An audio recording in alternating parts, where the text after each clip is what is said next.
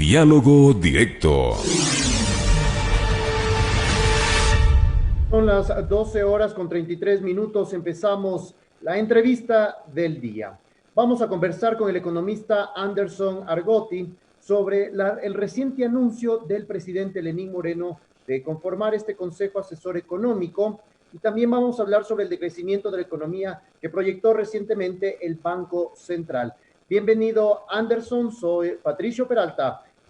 De entrada, empecemos. Un consejo asesor económico, ¿en qué va a quedar el ministro de Finanzas? ¿En qué va a quedar el ministro de Producción? ¿El Banco Central? ¿Cómo se entiende esta decisión? Buenas tardes. Buenas tardes, Patricio. Muchísimas gracias por este espacio. En realidad es una noticia que ha sorprendido a muchos el hecho de plantear este Consejo Asesor Económico. Por una parte, yo creo que es dar dos señales. La primera señal es el hecho de que tal vez el ministro Martínez no ha estado haciendo las cosas del todo bien en función de las necesidades del presidente y del gobierno, y por eso requiere este consejo asesor. Pero por otra parte también es la imagen de presionar hacia unas medidas mucho más radicales, a cambios más radicales dentro de la economía ecuatoriana, que pueden ser presionados desde fuera a través de este consejo asesor y que pueden profundizar ese objetivo, esos objetivos cualitativos que estaba exigiendo y que ha venido exigiendo el FMI en los últimos tiempos. Sí, justamente analicemos quiénes lo conforman. Bueno, había dicho el presidente que lo conformaría Pablo Lucio Paredes, y luego se supo que no estaba este economista dentro de este consejo, pero sí está Fausto Ortiz y Augusto de la Torre. Estos economistas, ¿qué línea económica manejan? ¿Cómo se puede entender esto? ¿Qué aporte tendrían en este consejo? Está claro dentro del gobierno la línea económica que ha estado manejando el presidente y también sus ministros, entonces van en la misma línea. Esto es decir, una economía netamente empresarial, una economía enfocada a estos grandes grupos empresariales y de poder. Podría considerarse ortodoxa y desde un enfoque bastante neoliberal. Entonces, los objetivos, y de hecho lo han dicho, y en el caso de Augusto de la Torre, que es un exfuncionario del Fondo Monetario Internacional, el enfoque fundamental es hacia el manejo de la deuda, y él tiene claro que lo que se hizo y lo que ha venido haciendo Ecuador en torno a la deuda es lo correcto, es decir, pagar estos elementos de deuda en estos momentos de crisis con el objetivo de no desprestigiar la imagen del país a nivel internacional, no utilizar las cláusulas de default directamente, sino que esperar para luego. Pero esto ¿a costa de qué? A costa de el sufrimiento y el problema económico que se está generando a nivel interno, porque esos recursos que se destinaron a pago de deuda fácilmente podían destinarse a reactivar de manera verdadera la economía y atender la emergencia sanitaria en la cual todavía estamos, ¿no? Claro, sí, justamente el Banco Central emitió unas proyecciones y dice que decrecerá en entre el 7,3 y el 9,6% la economía en 2020. ¿En qué nos deja esto teniendo en cuenta todo lo que está pasando con estos nuevos cambios y con nuevas decisiones que pueden venir en los próximos meses? Claro, sí, justamente esta información que acaba de emitir el Banco Central es una información muy sensible porque estamos sobre el promedio de crecimiento latinoamericano. Entonces, esto significa que tendremos un impacto súper fuerte dentro de la economía nacional, y esto es a través de una restricción de consumo fundamentalmente para las familias ecuatorianas, y esto implica per se la quiebra de muchísimas empresas. Desde el punto de vista de los dos asesores o consejeros económicos que acaba de mencionar el presidente, ellos han manifestado que el mecanismo para salir de esta situación económica es exigir contribución a las personas, más no a las empresas. Y ahí viene un poco la línea de las próximas decisiones económicas que pueden adoptarse o presionarse desde este Consejo Asesor. ¿Cómo puede ser, por ejemplo, la subida del IVA? En el caso de los dos personas, los dos economistas, los dos han manifestado el hecho de que el IVA tiene que subirse en torno a 3 o 4 puntos en el mediano plazo. Y entonces esto es una afección directa al bolsillo de los ecuatorianos. Aparte de eso, se habla de hacer una reforma en el mercado laboral mucho más agresiva de la que ya, entre comillas, ha pasado a través de la ley de ayuda humanitaria. Y también el tema de los combustibles es un tema al que se está presionando quitar, eliminar directamente ya el subsidio en todas las circunstancias, y esto es afectar el bolsillo de los ecuatorianos, considerando el hecho de que, primero, una subida, el mes de abril y marzo, la inflación ha subido, la inflación en alimentos ha subido, eso implica que los alimentos se han encarecido.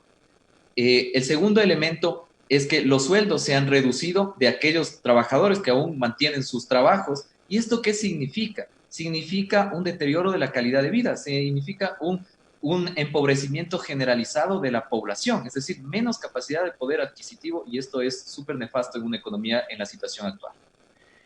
En este escenario no tan positivo, ¿cuál sería la salida? ¿Más endeudamiento, más créditos? Se hablaba ya, Bloomberg había publicado de que se estaría listando una nueva línea de crédito para el Ecuador. La salida para el gobierno es más endeudamiento, es lo que están manifestando, pero hay otras alternativas. O sea, no se habla, ninguno de los dos asesores habla de las tasas de interés en la economía ecuatoriana. ¿Cómo reactivamos la economía? ¿Cómo reactivamos las empresas con tasas de interés tan altas? ¿Sí? Y en condiciones tan complicadas de acceso al crédito. Pregunte usted a cualquier microempresario que quiere acercarse a trabajar con las entidades de gobierno en temas crediticios, todas las trabas y dificultades que tiene. Y aparte de eso, imagínese usted, muchos de los empresarios o pequeños empresarios de las pymes ecuatorianas han caído en situación de mora en este momento. Por lo tanto, per se ya no califican para un acceso al crédito. Entonces, ¿cómo podemos dinamizar?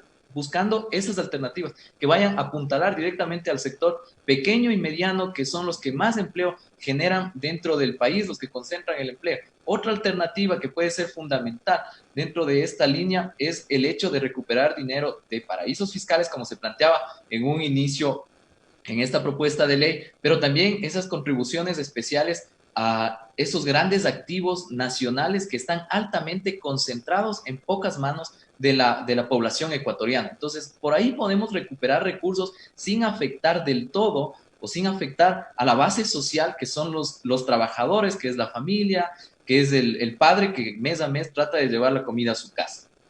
Sí, justamente hay este proyecto que está impulsando el gobierno de Reactívate Ecuador, que igual es un tema de crédito, entiendo. Con esto no podría muchas empresas que, como usted dice, no cumplirían, digamos, estos requisitos, tampoco podrían acceder a eso, entonces no tendría como una cobertura de la que se espera. Es que imagínense usted, si usted quiere acceder a un crédito como empresario, ¿qué es lo primero que le van a pedir? Es una garantía.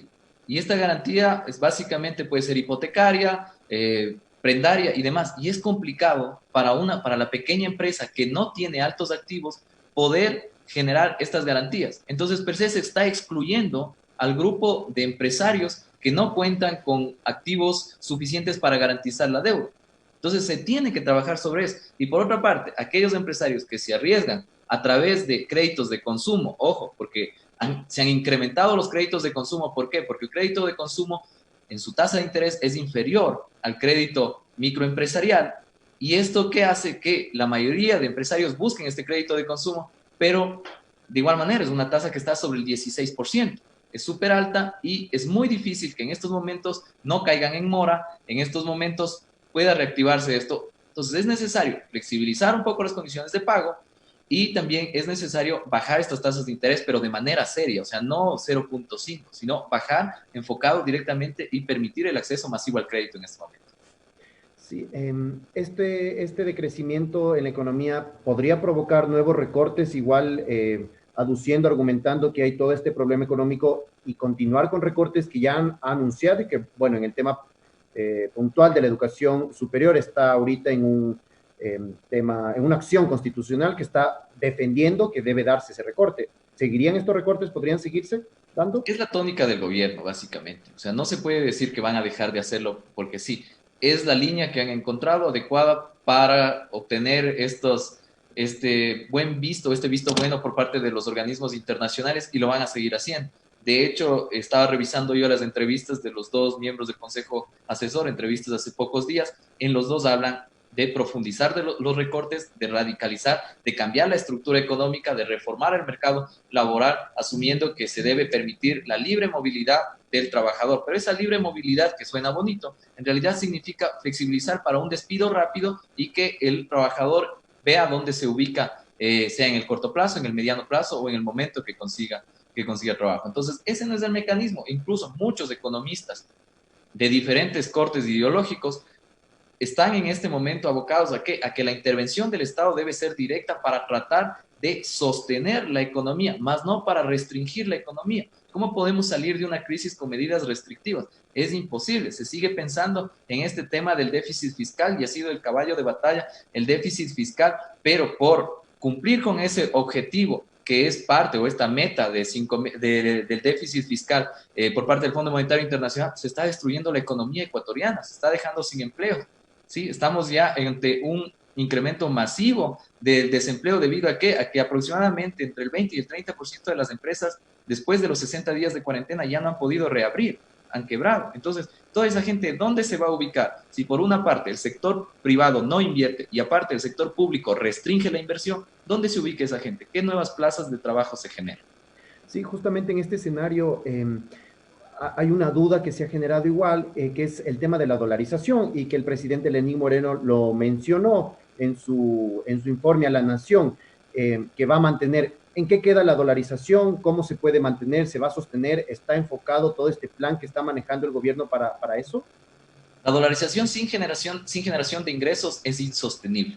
¿Sí? Dos elementos están ocurriendo en el país. Primero, no se están generando ingresos de dólares y segundo, se está permitiendo la libre salida de dólares desde diferentes mecanismos. Incluso el pago de la deuda, obviamente, es una salida de dólares masiva por parte de la economía ecuatoriana. Aparte de eso, se ha liberalizado importaciones, se ha tocado el ISD, que era de alguna manera un freno que permitía restringir esta salida de dólares. Entonces, lo que estamos haciendo es que con los dólares ecuatorianos estamos financiando economías externas. Y esto es lamentable porque esas economías externas sí están creciendo y nosotros nos estamos deteriorando. ¿Por qué? Porque nuestra producción se está viendo afectada. Pero más allá de eso, el sistema puede caerse. ¿Por qué? Por una falta de flujo de liquidez. Y esa liquidez la estamos sintiendo nosotros en el día a día. O sea, cada vez vemos que a pesar de que la mayoría o varios cantones ya están en semáforo amarillo, la gente sigue sin salir a consumir.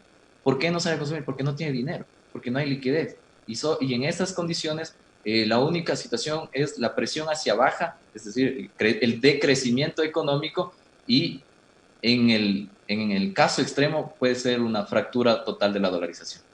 Sí, ¿cuánto tiempo tomaría para una recuperación económica en estas circunstancias del país que todavía aún no sabemos cuándo va a terminar la emergencia sanitaria por el COVID-19? Aún hay muchas dudas. Hay proyecciones de decrecimiento, pero tenemos proyecciones de cuándo podría ser una recuperación económica, cuándo podría tener esta recuperación el Ecuador. Es complicado, ¿no? En economía, ciencia cierta, decir a tal fecha, porque ¿qué pasa si en este momento hay un rebrote y se tiene que parar nuevamente la economía? Entonces, es complicado, pero se estima que aproximadamente entre 5 años, a partir de 5 años, se podrá ver ya una reactivación nuevamente total de la economía. Recuerden que nosotros hemos vuelto al estado económico aproximado de los años 2012, 2011, o sea, hemos retrocedido muchos años atrás en nuestro avance económico y esto es muy lamentable. Entonces, en realidad lo que nosotros haríamos es recuperar la posición del 2012 o del 2011 en los próximos 5 años y a partir de eso pensar en mejorar la situación económica en adelante. Pero es una situación complicada y con estas medidas que poco ayudan a dinamizar la economía es más complicado aún. Perfecto. Por último, una breve reflexión sobre las últimas leyes que aprobó, que según el presidente y el gobierno, pues ayudan a dinamizar, a reactivar el tema del apoyo, de la ley de apoyo humanitario y el del ordenamiento de finanzas públicas. Una pequeña reflexión para ya terminar la entrevista sobre estas leyes que se aprobaron. Claro, Patricio, en realidad estas leyes que se aprobaron son unas leyes que han generado un pánico, una zozobra dentro del trabajador ecuatoriano. O sea, si analizamos el sector público, todos los servidores públicos llegan el día a ver el correo si les han notificado, si han tenido que dejar o no la institución. ¿Sí? Está pasando en la mayoría de instituciones públicas, cada día ocurre esto. En el caso de los trabajadores de las empresas públicas, están ya únicamente esperando, ¿sí? Están contando las horas o los días para ser notificados. En el caso de los trabajadores privados, a la mayoría se les ha recortado el sueldo a la mitad o incluso a un tercio. Es una situación muy complicada. Eso en el caso de los que no se les ha despedido. Entonces, estas leyes han generado un paraguas y están generando un paraguas de zozobra tan grande y la posibilidad de que se escuden en estas leyes unas decisiones radicales de muchas empresas y por lo tanto no se está cuidando el empleo, y si no se cuida el empleo se está generando dos elementos, no solo el tema de la recesión y la caída de la economía, pero también la afección psicológica que genera en el trabajador, el hecho de no saber qué va a pasar al día siguiente. Entonces tenemos que trabajar sobre eso. Es importante que se genere un acuerdo nacional a través de las bases de los trabajadores para defender el empleo como tal, pero también el gobierno tiene que darse cuenta de a quién está afectando en su mayoría y que este no es el camino para solucionar la crisis que estamos viviendo. Listo, muchísimas gracias al economista Anderson Argotti por este análisis y esta descripción, sobre todo del inicio, sobre quiénes están en este consejo asesor económico del presidente Lenín Moreno en medio de este escenario no tan alentador de la economía ecuatoriana. Muchísimas gracias, Anderson. Nosotros continuamos con más noticias. Punto Noticias, un noticiero para usted.